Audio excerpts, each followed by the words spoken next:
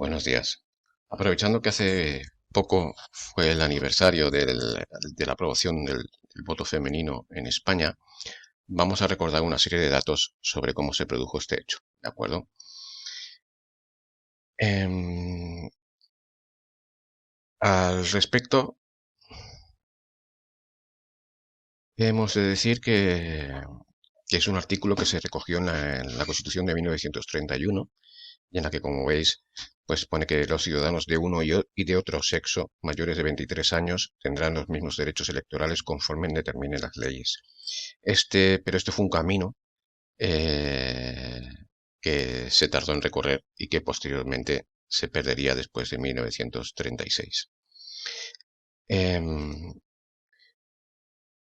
en cuanto a la lucha por enmarcar un poco cómo se llega a este fenómeno, a este hecho, y introduciendo un poco de contexto, hemos de decir que la lucha por el voto femenino eh, se sitúa sobre todo, o comienza a finales del siglo XIX.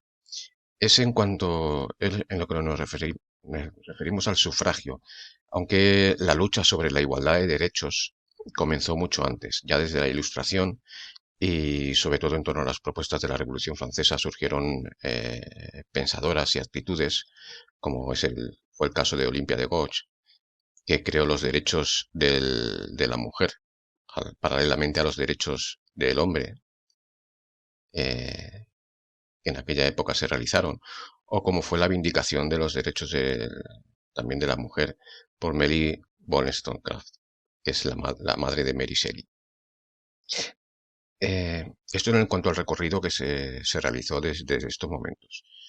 En, en cuanto a España, también se surge a- hay un recorrido paralelo, aunque la situación política que tenemos, tanto a finales del siglo XIX como a principios del siglo XX, hace que la lucha por la consecución de derechos para la mujer, para muchos sectores sociales, no solamente para mujeres, sino para otros, no pasaba tanto por la consecución de sus derechos políticos, eh, sino que se movían en otros ámbitos, a nivel de movimientos, formación de ideología, etcétera. Esto es porque teníamos un sistema político, había un sistema liberal poco consolidado, se había trabajado mucho y de forma mucho compleja eh, durante el siglo XIX, en el que sabéis que finalmente se trasladó un sistema prácticamente bipartidista, donde predominaba el caciquismo con unos partidos políticos muy diferentes a los de ahora, muy poco abiertos. Así pues, fue difícil articular un movimiento feminista de carácter político. Sí que se realizaron aportaciones a nivel individual. Eh, Esta lucha surgió desde sectores pues, de personalidades como Emilia Pardo Bazán, que vemos en la imagen, Concepción Arenal, Carmen de Burgos, Rosario de Acuña, entre otras.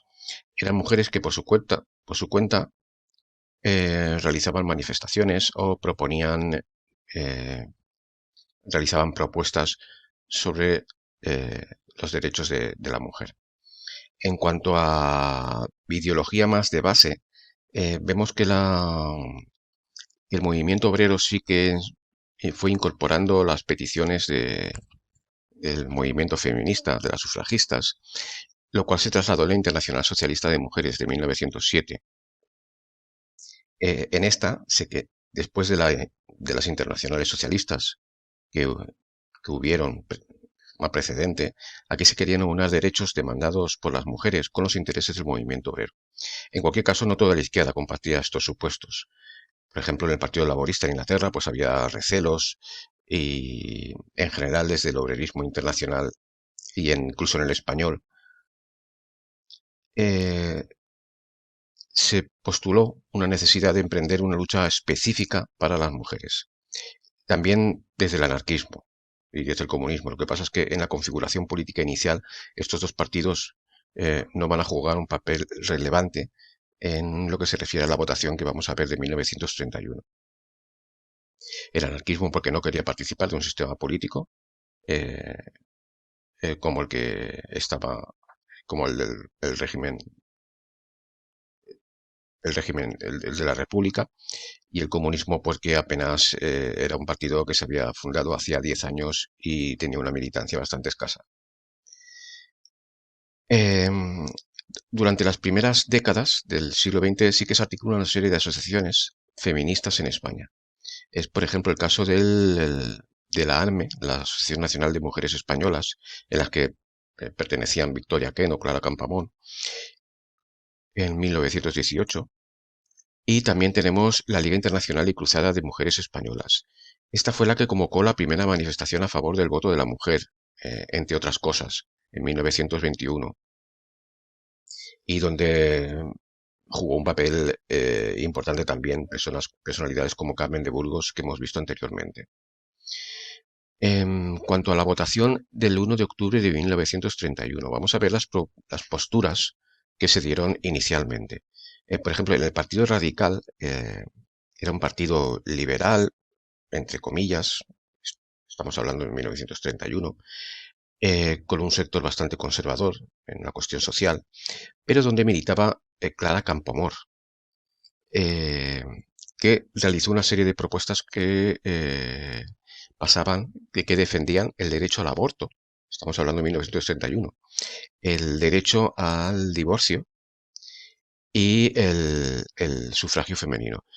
Luego, por ejemplo, en el Partido Socialista Obrero Español, el PSOE, se hizo un comité anterior a la formación de la Primera República y, en general, se era partidario del sufragio femenino, aunque con algunos matices. Por ejemplo, había personalidades como Indalecio Prieto que no estaba a favor.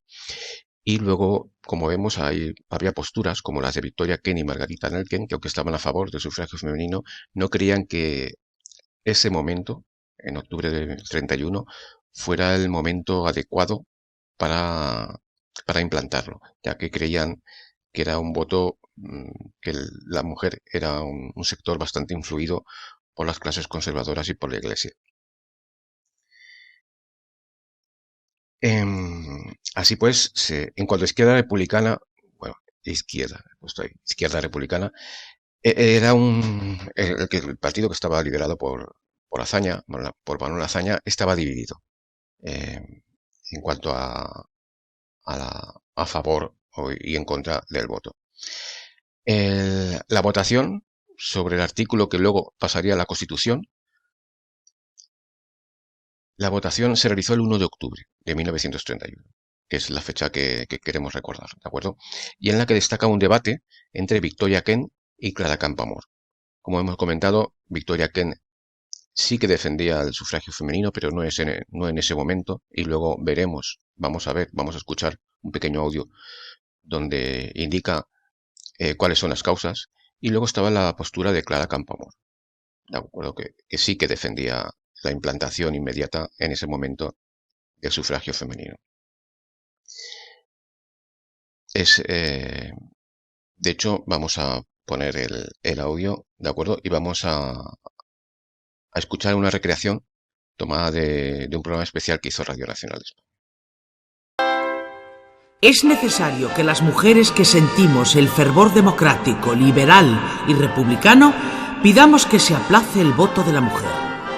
Como me he comprometido a servir a la República durante toda mi vida, pido a la Cámara que avive su conciencia liberal aplazando el derecho pedido, porque entiendo que no es cuestión de capacidad, sino de oportunidad. Para defender un ideal, la mujer necesita la convivencia con ese ideal.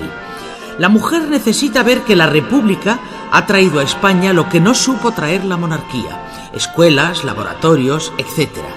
Cuando dentro de algunos años funcionen esas 20.000 escuelas que han sido anunciadas, la mujer será la más ardiente defensora de la República. ¿No pagan las mujeres los impuestos? ¿No sufren los rigores de la ley y todas las sanciones? ¿Por qué el hombre ha de gozar del advenimiento de la República, de todos los derechos, y se ha de colocar en el lazareto a las mujeres? ¿Tenéis derecho a cerrar las puertas a la mujer? No. No existe ese derecho natural, sino la violencia. Una vez vistas, vemos el resultado de la votación. Se obtuvieron 161 votos a favor y 121 en contra. A favor votó el PSOE, con alguna excepción, como la indicada ya de Indalecio Prieto. Votó a favor parte de la derecha, representada por la minoría vasco-navarra, y también votaron a favor algunos republicanos catalanes progresistas, así como parte del partido de izquierda republicana de Azaña. En contra, pues muchos de la izquierda, esta de izquierda republicana más radical, el Partido Radical, excepto Clara Campoamor y 4 compañeros, y también votaron en contra Acción Republicana. En cualquier caso, aquí tenéis la tabla a la que podéis dar el pause y contemplarla de forma más completa. Así pues, se votó a favor, y esto fue un artículo de la Constitución que finalmente se aprobaría el 9 de diciembre de 1931. Hemos de recordar que estamos en un proceso constituyente desde la implantación de la Primera República, y que finalizaría con ese proceso constituyente el 9 de diciembre del 31, con la aprobación de la Constitución, a lo cual ya se comenzaría con estamos hablando de un gobierno provisional. Posteriormente a esta fecha ya se iniciaría el primer bienio liderado por el partido de Manuel Azaña.